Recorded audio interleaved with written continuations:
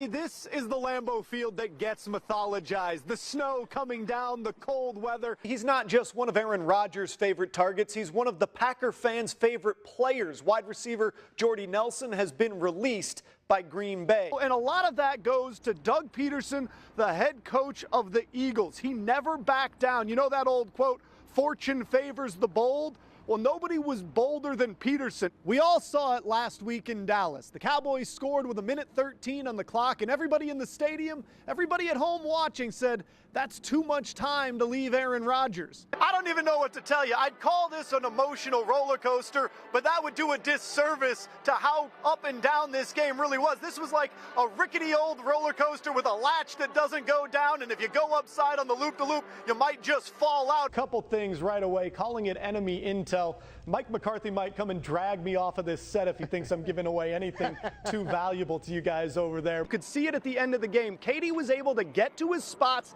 get his shots up, hit a couple clutch ones, while Giannis, who's still not quite as good a shooter as Durant, had a harder time because getting to the rim late in games is more difficult. It was a season of incredible highs for the Brewers, the best record in the division, the best record in the National League, a sweep in the NLDS. But in Game 7 of the NLCS, with a trip to the World Series on the line, the Brewers had the magic just run out. Nellie Bowles of the New York Times published a fairly terrifying piece this past week titled Jordan Peterson, Custodian of the Patriarchy. If you haven't read the profile on Peterson, it's about men who look back to the 1950s with a gleam in their eye for a time when the male gender had more power, control, and privilege than they perceive them to have today. It's disturbing and backwards in a way that feels like some kind of precursor to a Handmaid's Tale future, and for a couple days, that really got to me. But then something happened while I was walking around in Minneapolis on Sunday. I turned the corner around a building and saw this on a giant wall in the middle of a bustling city. WNBA star Maya Moore, large as can be, in a recreation of the hugely famous Michael Jordan Wings poster that pretty much every basketball-loving youth had in their room in the 90s. It's a powerful image all in its own right, but in the context of the article I had just read, it feels even more pressing, more important, more necessary, because some little girl is going to walk down that street, walk by that mural, and be impacted in ways that are tough to quantify. It's representation on a larger-than-life scale. It's a symbol of a tough, talented, tenacious woman, exactly the kind of thing the Jordan Petersons of the world don't want to see, which is exactly why we need it, and that's today's take. Every 4 years around the Winter Olympic Games, people get excited about curling. But if you've forgotten some of the rules, or if you never knew them in the first place, we're going to break it down for you. We're even going to play just a little bit so you can get a good laugh in and learn something along the way.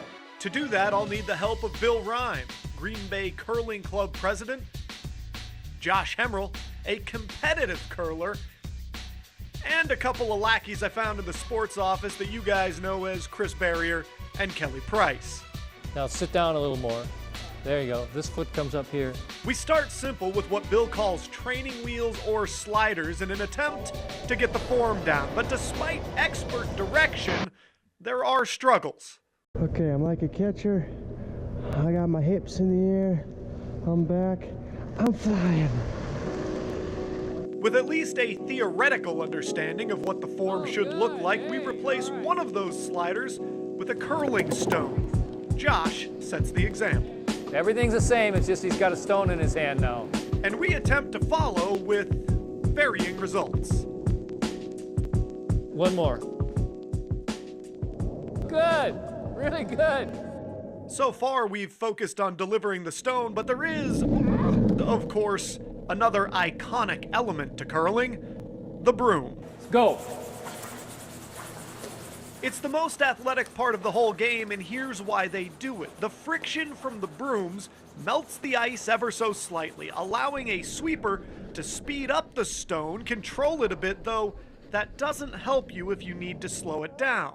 Now that we've gotten a little practice in, had a little fun, and a couple of falls, we got to break down the scoring for you so you understand what you're watching during the games. In the simplest terms, you want to get your stone as close to the bullseye, or what's called the button, as possible. You earn additional points for every rock that's both inside the rings and closer to the button than the best effort from your competitor. At the Olympic level, the competition consists of 10 ends, and the team with the most points after 10 ends wins. To put this idea into practice, Team NBC 26 challenged the Green Bay Curling Club guys to a 2-end match. After a few stones and some strident sweeping, Oh, nice throw, Kelly. something shocking develops. The underdogs take an early lead.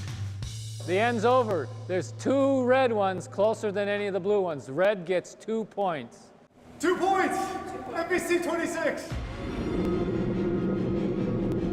But the teachers were in no mood to become the students on this day. With tactical knowledge and well-placed throws, Team Green Bay Curling Club responds. So you guys gave us a little help on the first one. You come back and it looks like, if I'm judging this right, two points for you guys? 2 points for blue. Blue's got 2 in the circles. Red has none. 2 for blue. In the end, I chalk this up as a win-win. We tied in our 2-end mini match. Chris, Kelly, and I have a newfound respect for the skill and challenge of curling. And while we may not be ready for this year's Winter Games, Beijing better be ready in 2022. So to those about to slide rocks, we salute you.